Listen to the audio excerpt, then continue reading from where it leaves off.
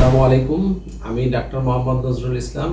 আজকে যে বিষয় নিয়ে কথা বলবো, পিত্ত পাথর। পিত্ত পাথর পরিপাক রসের বা পিত্তরস শক্ত হয়ে যাওয়া অংশ বা পিত্তথলিতে তৈরি হয়। এগুলো বালির কণার মতো ছোট থেকে শুরু করে বড় হতে পারে।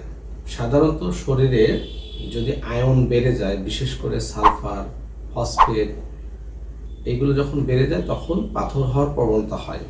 এখন সমাজে পিত্ত পাথর সকল শ্রেণী পেশার নারী পুরুষের অনেকেরই দেখা দিচ্ছে। বিশেষ করে নারীদের এই রোগটা বেশি হয়।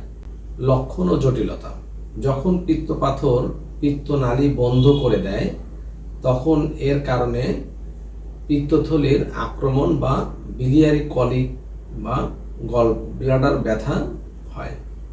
পেটের উপরের ডান দিকে বা মাঝখানে তীব্র ব্যথা হতে পারে বা মাঝ বরাবর পিঠের দিকেও ব্যথা হতে পারে। বিশেষ করে 30 থেকে 40 মিনিট বা 10 থেকে 30 মিনিট এরকম ব্যথাটা স্থায়ী হয়। যদি রোগীর ব্যথার ধরন বেশি তীব্র হয়, রোগী অনেক সময় আনকনসিয়াস হতে পারে, অজ্ঞান হয়ে যেতে পারে বা সিভিয়ার কন্ডিশন দেখা দিতে পারে। অগ্নাশয়ের সাথেও এটার অন্তর্ভুক্ত থাকতে পারে। অনেকগুলো ঝুঁকি রয়েছে এতে। যদি পিত্ত পাথরের পরিমাণ বেড়ে যায় তাহলে অনেক সময় গল ব্লাডারের ওয়াল পারফোরেশন হতে পারে বা ইনফ্লামেশন হতে পারে। এছাড়াও বেশি দিন পরিমাণ পিত্ত পাথর হলে আলসার বা ক্যান্সার হওয়ার পসিবিলিটি রয়েছে। এটা থেকে মুক্তি পাওয়ার জন্য বেশ কিছু উপায় রয়েছে। যেমন আমরা যদি একটু নিয়ম কানুন মেনে চলি তাহলে অনেকটাই পিত্ত পাথরই না হওয়া থেকেই আমরা থাকতে পারবো। যেমন খাদ্য খাবারগুলো অবশ্যই আমরা অতিরিক্ত পরিমাণ সুস্বাদু হলে অতিরিক্ত খাবার খাই, কিন্তু তা না, পেটের এক ভাগ খালি রেখে খেলে পিত্ত পাথরই হয় না।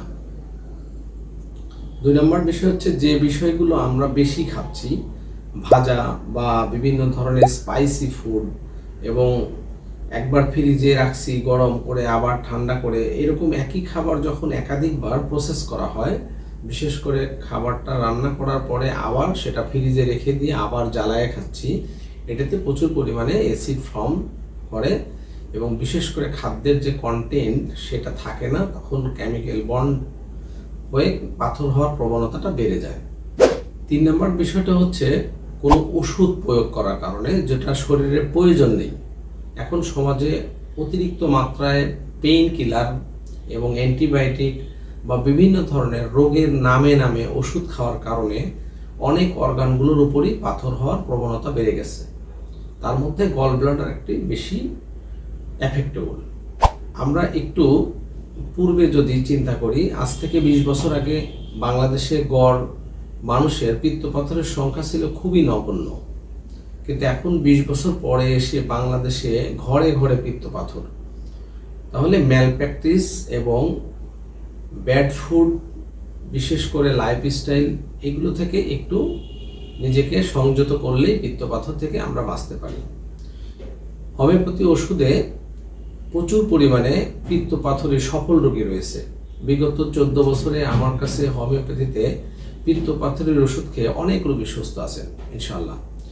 আপনাদের যদি এরকম কোনো কষ্ট থাকে, কোনো উপসর্গ থাকে, অনেক সময় আছে অপারেশন করার পরেও প্রবলেম হচ্ছে, সেসব রোগীর ক্ষেত্রে আমাদের সফলতা আছে ইনশাল্লাহ। আপনি যদি এরকম পিত্ত পাথরের প্রবলেম থাকে অবশ্যই একজন হোমিওপ্যাথি ডাক্তারকে দেখাতে পারেন, তবে অবশ্যই সেটা গ্র্যাজুয়েট রেজিস্টার হতে হবে।